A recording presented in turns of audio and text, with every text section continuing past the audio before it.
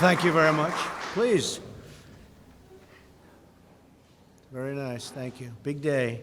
It's my pleasure to welcome you all to the beautiful, great White House and to host this magnificent showcase of America's incredible small businesses. I just got to witness some beautiful product. Today we received outstanding news from all over our country, really. The United States economy has added almost 5 million new jobs in the month of June. That's shattering all expectations and shattering all records, historic records. History of our country, we've never added anywhere near that. And last month we also broke the record, but now we shattered it, much higher than even last month. This is the largest monthly jobs gain in history. We added 2.1 million leisure and hospitality jobs, 740,000 retail jobs, 568,000 education jobs and healthcare jobs, 357,000 service jobs, and very importantly to me, because you know what's happening with manufacturing, we're bringing it back because we've made incredible trade deals. So manufacturing jobs are coming back, and we added 356,000 manufacturing jobs. Incredible numbers, all records.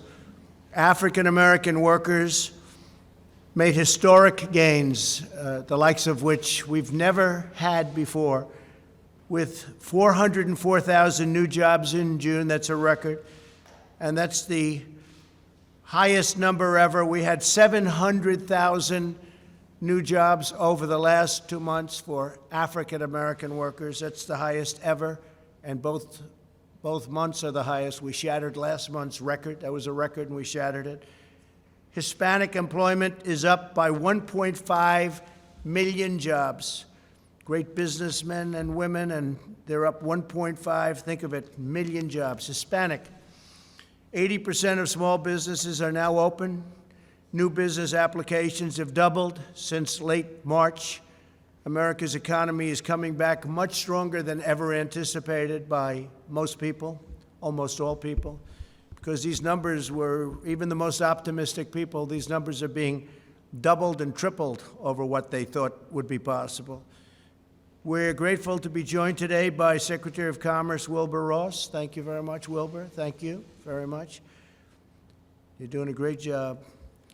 Every company here today embodies true American excellence. Your stunning craftsmanship, I just witnessed some of it. It's incredible. It's treasured and prized all over the world. The product you make is like none other. And your spirit for America and the greatness of our country is unrivaled.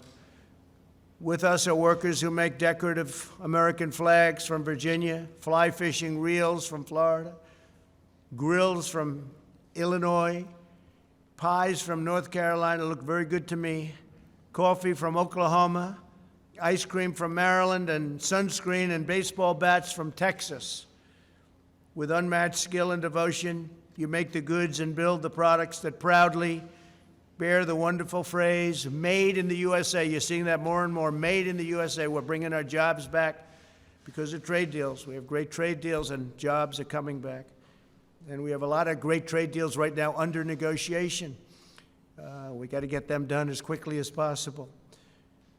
The small businesses represented in this room continue a great and noble American heritage. You're entrepreneurs, artisans, creators, craftsmen who forged your own path, made your own products, and provide good-paying jobs for our citizens. Incredible jobs, incredible people, and they truly are artisans. And you're doing it all with American hands, American heart, and American pride. Several of these companies are entirely veteran-owned and operated. Especially as we approach Independence Day, I want to thank the courageous men and women who've served their country in uniform. We vow to honor your sacrifice by forever defending the rights, freedoms, and principles you risk your entire life to defend. Following the arrival of the plague from China, that's what it is, it's a plague, and it should have never happened. China should have never let that happen. But China did allow it to happen. We had just signed a brand new trade deal, and the ink wasn't even dry when this came over. But we raced into action to save our nation's small businesses. We passed over $3 trillion in historic relief measures. $3 trillion, think of that. Including over $670 billion for the Paycheck Protection Program, a tremendous success, as you can see by the numbers, to keep small business workers on the payroll. I signed a bill providing federally funded paid sick leave and paid family leave for American workers, things that have never been done. We're allowing businesses to defer paying their income tax, and we expanded tax refunds very substantially.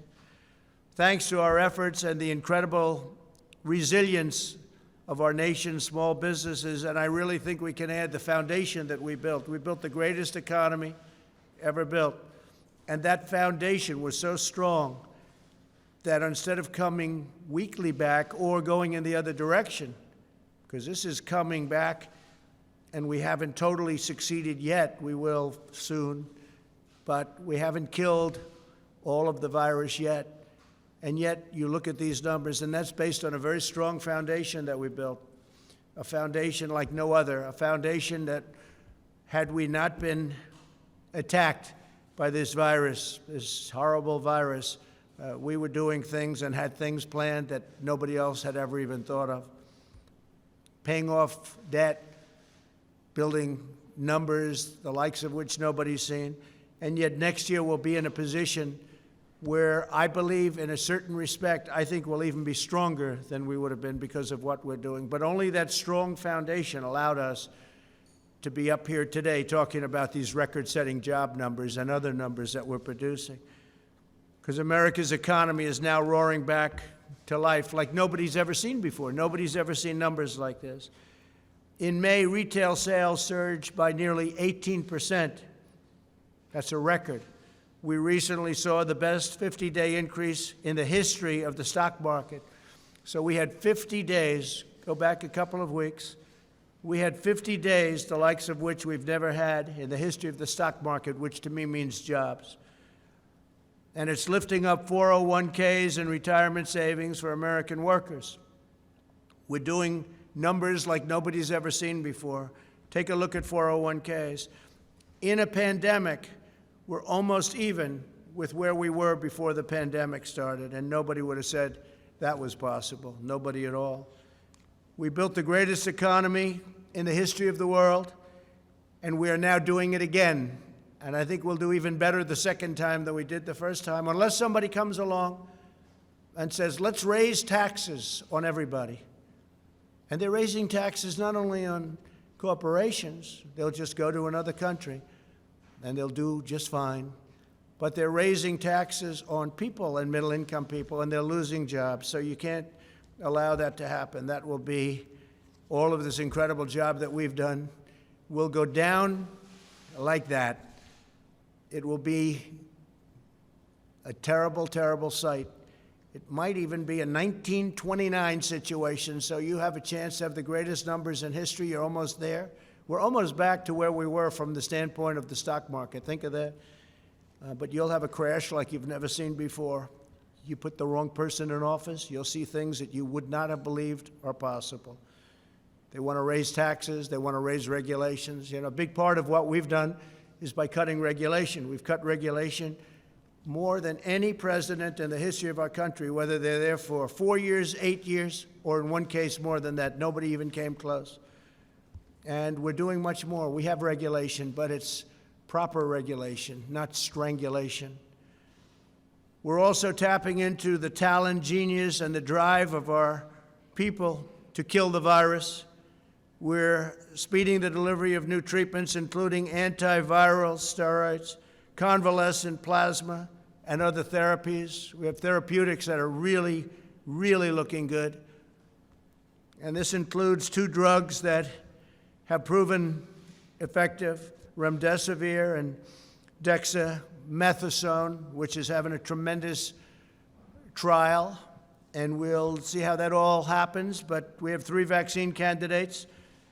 We've had many more, but 3 are really, really looking good, and I think you're going to have an answer to that very soon. 3 vaccine candidates are now in trial, with 3 more to start very shortly. These are all great companies. They've had tremendous success with other problems in the past. And we're accelerating production through Operation Warp Speed. Plus, we have our military ready so that should we get, whether it's therapeutic or vaccine, our military is ready, logistically ready. These are the best in the world to get it out to everybody as soon as we have it. And we think we're going to have it soon. As we prepare to celebrate the 4th of July, let us renew our devotion to this nation, to its citizens, and the eternal values that define our past and shape our future. I'm going to Mount Rushmore on July 3rd. We're going to have a tremendous evening. It's going to be a fireworks display like few people have seen. It's going to be very exciting. It's going to be beautiful. They've been wanting to do that for years, fireworks. They used to do it many years ago, and for some reason they were unable or unallowed to do it. They just weren't allowed to do it. And I opened it up, and we're going to have a tremendous July 3rd, and then we're coming back here celebrating the 4th of July in Washington, D.C. And I want to also thank all of law enforcement. The job you've done is incredible. We signed a bill. You play with our monuments or our statues, you go to jail for 10 years. It's amazing how it all stops so fast. Stops so fast. We let the local authorities handle it as long as possible, but ultimately we said, let's step in, and we stepped in, and it stopped. 10 years in jail if they do what they were doing. So we're very proud of law enforcement. We want to thank law enforcement. Really great job. Our military has been incredible. Our National Guard has been just incredible all over. I'm glad to see in Seattle they took care of the problem, because as they know we were going in to take, we were ready to go in. And they knew that too. And they went in and they did what they had to do. We're a nation committed to equal and abundant opportunity for citizens of every race, color, religion, and creed. The American dream is the sacred birthright of every American child. And that's what we have, is we have the American dream. And nobody's going to shatter the American dream, not the anarchists, not the agitators, not the fools, not the looters. They're not going to have any impact on the national dream like no other. That's why we're here today, to ensure that every citizen can achieve their dream, achieve their destiny, and realize their full and extraordinary potential. That is how we will renew, rebuild, and restore America. We've done an incredible job in a 3.5-year period, a job like nobody thought would be possible to be done. And we're doing it again, and we're doing it, I believe, bigger and better and stronger than ever before. You're going to see that next year. And unless it's tampered with, we're going to have a year next year like no other. It'll be a phenomenal year, a successful year. And we'll have our best job numbers ever next year. We'll come back stronger and more prosperous than ever before. And next year will be, I think it'll be one of the, from an economic standpoint, the greatest or one of the greatest economic years we've ever had. So I just want to thank everybody for being here. I want to thank all of these incredible artisans and business people for showcasing your amazing products. And I just want to leave you by saying very important words. God bless America. Thank you all very much. Thank you. Thank you very much.